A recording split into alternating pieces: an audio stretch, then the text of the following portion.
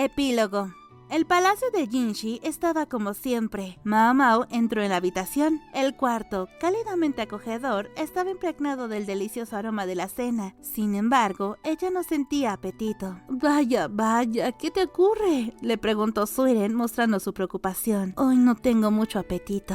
Antes de que puedas revisar al joven amo, tienes que estar bien tú primero, ¿no crees? Espera un momento. Suiren apartó los platos más grasosos a un extremo de la mesa y le sirvió unas verduras que fueran más fáciles de comer. Vamos, come un poco, aunque sea. Sí, qué afortunada soy, pensó Mao Mao por tener a personas que se preocupan así por ella. No te exijas demasiado, puedes llevarte algo de comida si quieres, dijo Jinshi, quien también parecía preocupado. ¿Ha ocurrido algo que te preocupe? Dímelo. No hay forma de que pueda decírselo, pensó Mao Mao. Ella no debía dejarse llevar por un retorcido sentido de la justicia. ¿Qué pasaría si se lo contara todo a Jinshi en este momento? Mientras Mao Mao guarde silencio sobre el asunto de Kokuyou, nadie más debería salir perjudicado. Los problemas de Mao Mao pasarían a ser directamente los de Jinshi. No debía caer en la dulce trampa de pensar que es mejor hablar de todos los problemas. La posición de Jinshi y la de ella son diferentes. Si Mao Mao hablara, Jinshi se vería obligado a tomar el camino de juzgar a Kokuyou. Si Chue lo sabe y no informado de ello, debe ser porque entiende perfectamente esta situación. ¡Qué astuta eres, señorita Chue!, pensó Mao Mao mordiéndose el labio inferior con fuerza. Y quizás Jinshi, al igual que Mao Mao, también guarda un secreto que no puede contarle a nadie.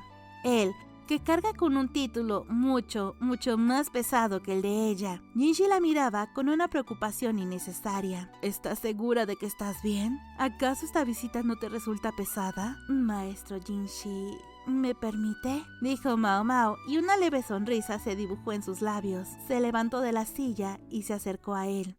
¿Qué ocurre? Mao Mao se plantó frente a Jinshi. En la habitación no había nadie más. Quizás alguien los estuviera observando a escondidas, pero en ese momento no le importaba. Parece que yo también necesito reponerme un poco, dijo Mao Mao. Y dicho esto, juntó su mano con la de él y apoyó suavemente la cabeza en su hombro. ¿Mao Mao? ¿Es una falta de respeto? No hay problema, respondió él, y con la otra mano le acarició la nuca. Reponte todo lo que necesites.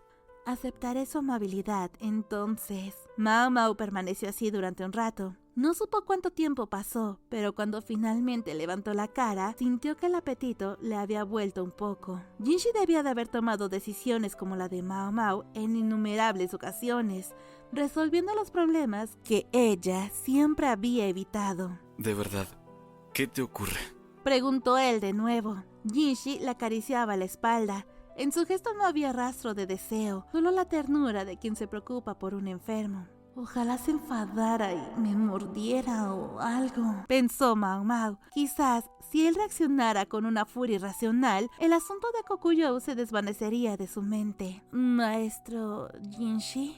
¿Sí? ¿Por qué no se convierte en un plebeyo? ¿Qué dices de repente? Jinshi miró a su alrededor, desconcertado. Cerca de allí no estaba Suiren. Seguramente esta era una conversación que nadie debía escuchar. Si pudiera convertirme en uno tan fácilmente, lo haría, respondió Jinshi. Sí, ganarse el sustento es difícil, pero al menos desaparecerían las responsabilidades. Esa es una oferta muy atractiva, dijo él, y en su voz no parecía haber disgusto alguno. Mao Mao se apartó de Jinshi y volvió a sentarse en la silla. Tomó los platillos más ligeros que le habían preparado. La comida de Suiren, deliciosa como siempre, fue asentándose con delicadeza en su estómago. A cambiar de página, se dijo a sí misma. En lugar de quedarse dándole vueltas a sus preocupaciones, decidió que era mejor pensar de antemano en cómo lidiar con los problemas si llegaran a surgir. Eso era mucho más propio de ella. Lo primero era recuperar energía. Mientras movía los palillos, con la intención de al menos no dejar nada en el plato. ¿Maestro Jinshi? ¿Sí? Deje de mirarme y póngase a comer, por favor. Me resulta difícil comer así. Ah, sí. A pesar de sus palabras, Jinshi no dejó de observar a Mao Mao.